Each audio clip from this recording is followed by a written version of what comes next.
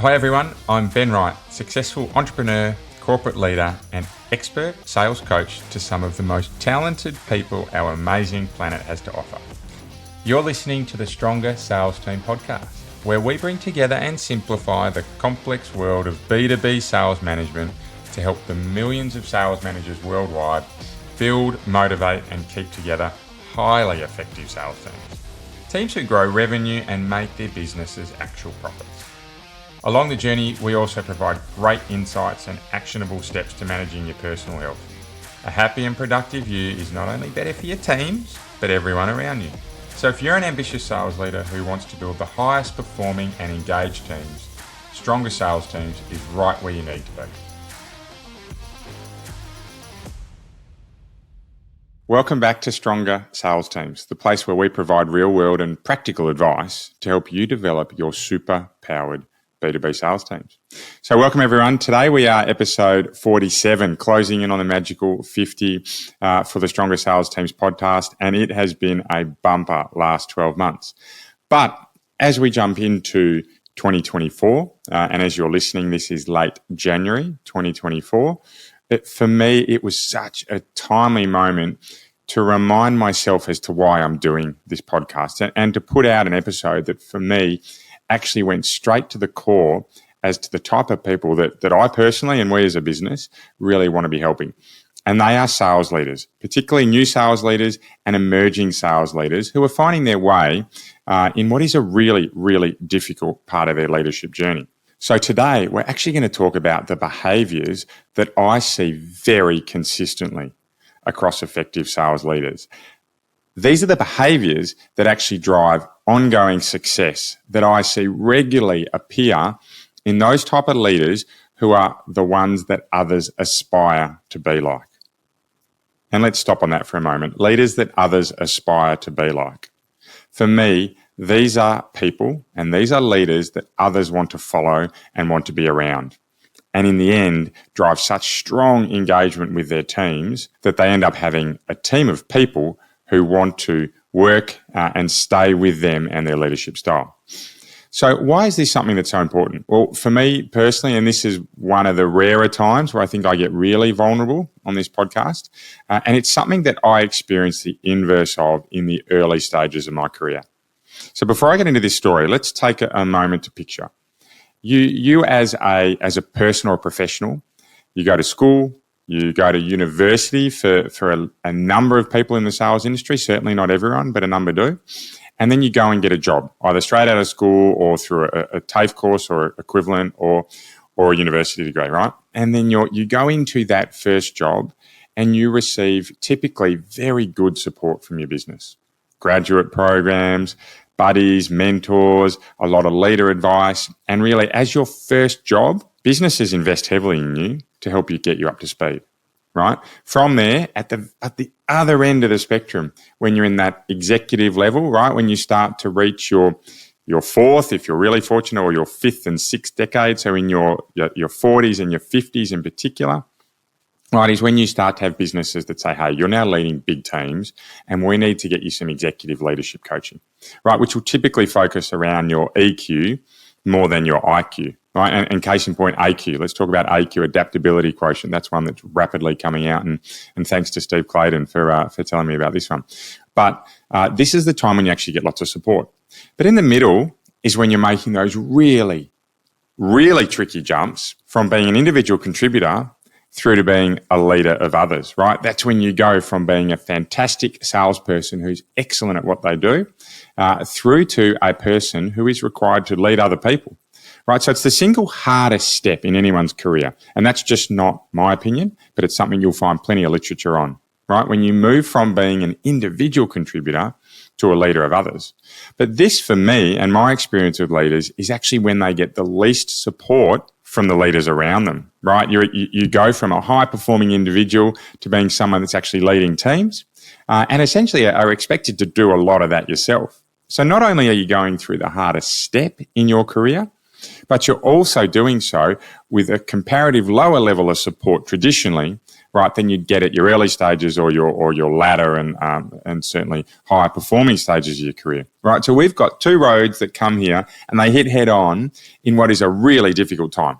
And that's why we see so many sales leaders hit what we call that glass ceiling once they move into that management part of their career. For me, my job is to actually make sure you don't hit that glass ceiling, because I hit it myself at about 27 and was very fortunate to move through it. So let me paint that picture. And after this, we're actually going to go through the 5 success factors or the 5 consistent behaviors that I see in leaders who generally succeed. But picture this. So I'm 41, right? I'm 20 years in selling. But I was about 6 years in before I took on a really significant leadership role. And my first day in this job, so day one in the leadership role, I'm making the calls, as I thought any good leader would, to meet all of their staff and their team members. Right? So I'm into about my 7th or 8th call. I think this was a team of about 11 people. And I had that call and we were talking about some of the things that I thought I was really looking forward to learning from this person and male and some of the things that I was really looking forward that I was hoping he would be able to learn from me because I had a slightly different perspective on things. And I got to the end of what was a 15-minute call and went, that went pretty well. I think this is going to be a good relationship. Hung up the phone, thought nothing more of it. The next day I receive a phone call with a fuming same person as was on the call the day before. And his words were, "Ben, I quit." And I went, "Right. Tell me about it." Of course, in my head, alarm bells are going off. Oh my God, second day in, what's everyone going to think? You've lost a staff member straight away. So worried about what others would think. And he said, "Because I'm just not going to work for you." And I said, "Right, what have I done to upset you?" Again, freaking out in my head, right? Going absolutely crazy. And his words were, "How dare you tell me what you're going to teach me? You are 20 years younger than me. I've been doing this role for 30 years. And how dare you presume that you're going to be able to help me?" So he put in his resignation letter and look, long story short, it turns out he was dodging the clock. He was only turning up for work remotely a couple of days a week. And we were really pleased to see the back of him and things did work out okay. But there was a really tough lesson in there for me. And that was to really understand the other side of the conversation. Pushing advice, particularly when it's unsolicited, making assumptions is something that's very dangerous. And that really, really rocked me. Now, I spent the next 3 months walking on eggshells around all of my staff, which had an equally opposite negative impact on the business because I wasn't actually driving them hard enough to get the best out of them, for them to be the best people that they wanted to be. And you can talk about driving them hard enough or driving them in the most appropriate way, but I certainly wasn't challenging them to be able to get the best out of themselves. So my first 3 months, which ended up being 6 months before I sorted it out, was a great big fail. I was very fortunate, however, that when I hit that glass ceiling, I had a terrific mentor who happened to be a colleague at the time who came in, saw what was going on and said, "Ben, let me help you." And then I actually spent 3 years with this person with some really heavy mentorship. Unofficially, the business wasn't paying for it, but he was very happy to help me. And we are now still friends 15 years later. In fact, he came with his wife to my 40th, my wife and I's 40th, about 12 months ago. And we are in contact very regularly. And he's a man that I respect more than most people in my life. I was fortunate. Not everyone else is that fortunate. So today, what I'd like to do is go through some of the really consistent behaviours that I see in successful sales leaders, particularly those who don't necessarily have the support around them or can afford to get that support on an ongoing basis. Right, so let's get into it. Here are the 5 things. Number 1, goals. This seems really simple. Goals, you say, Ben. Well, of course, everyone needs to set goals. But for me, it's proactively setting what the top 3 to 5 goals are that you simply must succeed on to deliver growth or the targets that you have at a higher business level. So I'll often call these strategic success factors. And these are the things that a leader needs to make sure they have their team focusing on day in, day out. So by setting these up now, we are January, right? Very common planning time of year, not for everyone, but there's a lot of companies that do planning now. If we in January as a sales leader are looking to set those top 3 to 5 goals, we can be confident that we are able to govern our day-to-day activities, our behaviours, our systems, our symbols and our norms, right? Everything that comes out of these goals can be set up to allow us to succeed. By planning or by failing to plan, we are planning to fail. It's a one-liner that I've used a lot throughout my career. Setting goals allows you to avoid this, right? Particularly if you keep them very simple. There's generally going to be run around top-line revenue growth or profitability levels, gross margin levels. There's almost always something in there. I love it when there's ones around customer. So it's a customer goal and a people-oriented goal, right? There's 3 goals there straight away that often come into sales teams. But typically I'll see these things like brilliant basics or executing fantastic key account management. They're 2 really common ones that come out of strategic success planning. And then there's often a 3rd one that's quite unique to a business. And I've worked with some terrific big businesses around these goals, and they often will move back to the brilliant basics as one of their key criteria for success because it's just so impactful. So once we get these 3 to 5 strategic goals done, that's when we start to see businesses work down into the initiatives that need to come next, right? You'll break those 3 to 5 down into a whole lot more activities. Then you get to prioritize, put action points around them, and really start to delegate out tasks and hold yourselves accountable. But if you don't set those goals, that strategic planning and that North Star never get put into place. So that's number 1, goals. Number 2 is a sales process. Again, for me, a lot of leaders I hear say, Ben, a sales process, it's so straightforward. We know what that is. And then I ask them, what's the sales process? And I'm met with a long pause of silence or some really awkward types of conversations where people they can't quite get it out, right? So for me, if you can get your sales process embedded when you're doing your goal setting and have your team buy in, then what you have is a repeatable way of creating value for your customers that everyone will follow. So I love to simplify the complex. Everyone who works with me, the dozens of businesses that I've worked with over the last 12 months and the almost 100 businesses I've worked with over the last 20 years, they all see consistently that I like to simplify a sales process. And I'll generally work to 5 steps in a sales process and step back to episodes 1 to 6 all the way back into last year to be able to see some more information around these. But it's lead generation, the meet and greet and needs analysis as number 2, the quoting process as number 3, or the value creation process, you can call it as well. I'm seeing that more and more as number 3. Number 4 is the closing or agreement process. Not a dirty word for me, closing, because at the end of the day, if you don't form agreement, then you don't have a relationship. And number 5 is the post-sale or the key account management process. So they're 5 really clear steps that the best leaders I see actually work through methodically. They will generally set that top structure up for their teams, right? So those 5 steps are ready, and then they'll bring their teams in and they'll work together through each of those steps to make sure that the team is really bought into what they do. Then within those steps, we're going to have time metrics, we're going to have goals, specific activities or KPIs, measurement items, and then the systems we use. And then underpinning all of that are the systems we integrate with and the objection handling process we run, right? Some terrific additional omnipresent parts of a sales process that we should really see prevalent in any of our sales process build out. So for me, the key message here is, again, duck back to episodes 1 to 6, but the key message here is to make sure you're creating a sales process that the team will buy into, because then you can then build around, particularly when you pair it with your goals, everything else that needs to happen to bring these to life. So number 1, goal setting. Very common. In fact, I don't know a sales leader who hasn't set this, who's been successful, although they all do it in very different ways. Number 2 is all around a sales process, getting your sales process right.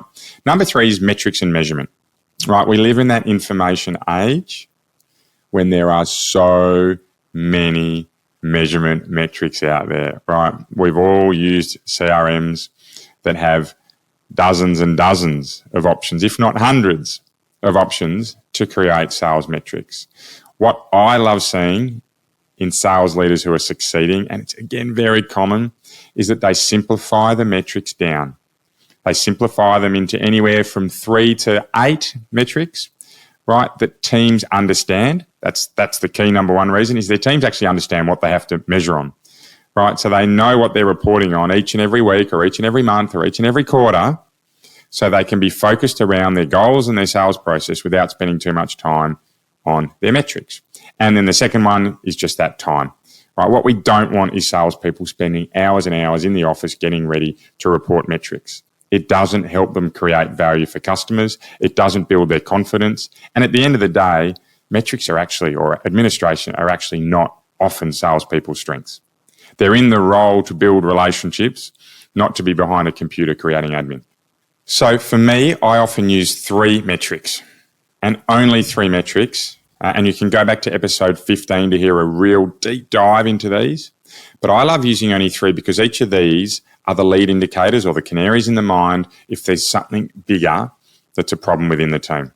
So they work off, number 1 is all around your effort. So that's number of customers that you're out seeing, number of meetings you're taking, number of quotes you're putting out there. There's a few different variations, but it's a very clear metric that talks about how many people you're getting out to see. The second one is all around your strategy, right? Your strategy to be able to get customers into a close. And in fact, I'll often intertwine here strategy and talent. But for me, if you are getting your number of customer visits into a pipeline that's active, so I look at active pipeline size, and it can be dollars, units, it can be over different varied periods of time. However, for me, what I want to see is that we have a big, healthy pipeline, because it means strategically our teams or our people are taking the first meetings with customers and getting active relationships that they're building. Right, last but not least is actually results. That's all about your talent, right? Your ability to close deals and to have those around you help close deals, right? But clearly that's the number we're often measured on as a leader or as an individual or a group of people, right? So we have that as something that we should be really focusing in on. So we have effort, number of people, meetings, presentations you're out and seeing, strategy, how big your pipeline is, right? Is it the right size, and are they active? Are they engaged? And the last one is your sales numbers. So when things go wrong, what we actually get to do is dive generally into one of those. So I'll often see sales numbers being hit, but a pipeline that's very small and number of meetings that are very small, which means that pipeline has been really drawn through to close, but there's not a lot coming through for future months. So we know there's some tough times ahead. Or I might see great number of meetings, really strong pipeline, but sales numbers are off, right? And we know there that we're getting in front of customers, but maybe we're in front of the wrong customers, or we're not creating enough value to get them to close out their deals, right? Really impactful way to measure performance of your team. And I love the simplicity because it allows your teams to really know what they're being measured on. And then for freestyle, I sometimes see teams add in a different metric or two that works specifically for their business. So it might be number of repeat orders, it might be average product size, it might be profit margin, right? There's a few things in there that you can use that will help have a level of specificity for your business. So number 1 was goals, number 2 was creating a sales process, and number 3 was about metrics. Number 4 is all around training. And you hear me talk about training a lot. So if you'd like to know more about training, go back to episode 16. And there's certainly some others scattered through the podcast series that really focus on the importance of training. For me, there's some really clear things we need to do to get training right. Right? There's 5 C's. Have a customized approach, to be consistent, be concise, compelling, and have a coaching framework.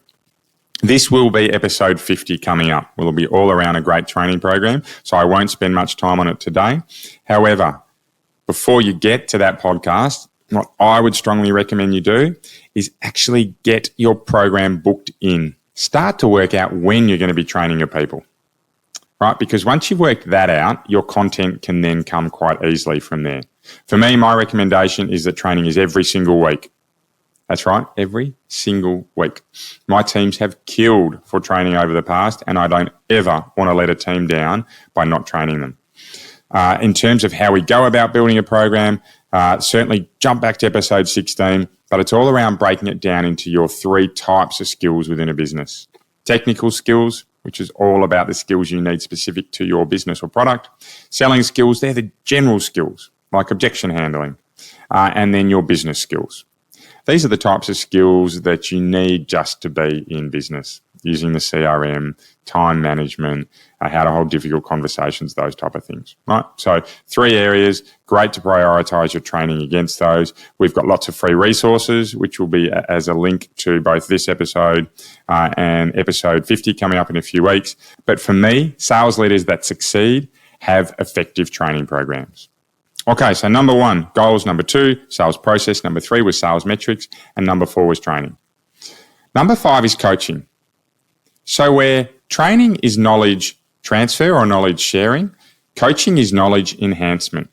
Another great quote I actually had from Steve Clayton, who's a recent podcast. So if you missed that podcast, jump back to episode 46, Darcy Smythe and Steve Clayton. It was last week. It was a great podcast. But for me, great sales leaders have a coaching program that they follow. Right? You can even call it a coaching framework. I use the GROW framework. I love it because it's simple. Once again, we come back to simplifying the complex, but I certainly like to be able to have a coaching program that is really easy to work through and that you can practically apply to most situations. So the GROW program, please look it up if you don't know much about it. It's by Sir John Whitmore, very, very famous and impactful coaching program. GROW meaning goals, R being the reality of where we're at now, O being the options for the other party, and W being what you're going to do next, right? We won't go into it today because we're very much out of time for this podcast and we've got a lot of punchy information here.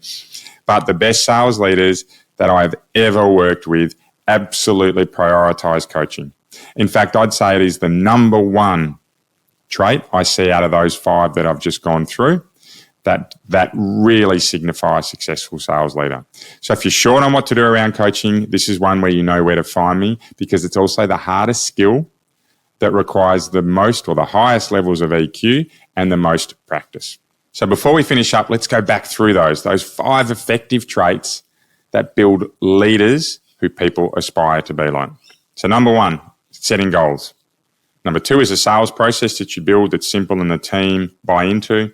Number 3 is all around sales metrics, right? Measuring what progress you make, but doing it in a simple fashion. Number 4 is a consistent training program. And number 5 is a clear and robust coaching model. Okay, so that's it for today.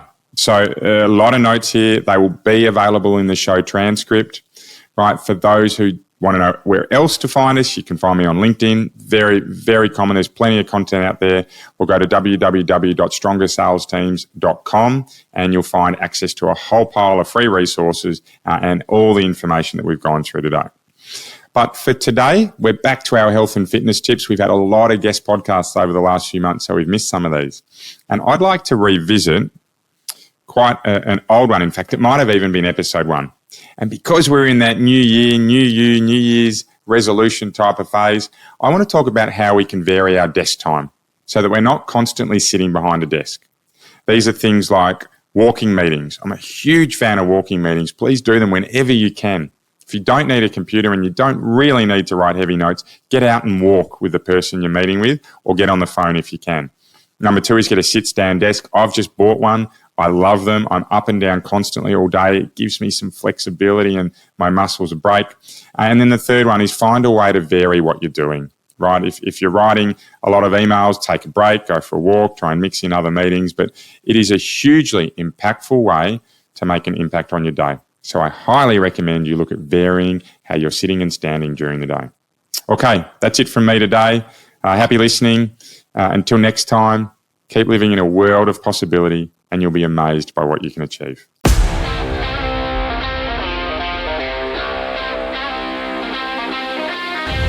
Want to be kept up to date with any of our free materials to help you build the best sales teams possible?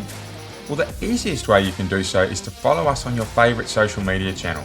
We're at Stronger Sales Teams on most of them, and if you DM us Stronger, we'll send you right back some great resources to help you build your superpowered sales team. If you'd like a little more help, please get in touch directly and book a free discovery call with me. I run a limited number of these sessions and they're free for my podcast listeners. I'd love to help you out. Until then, see you next week for another podcast of Stronger Sales Teams.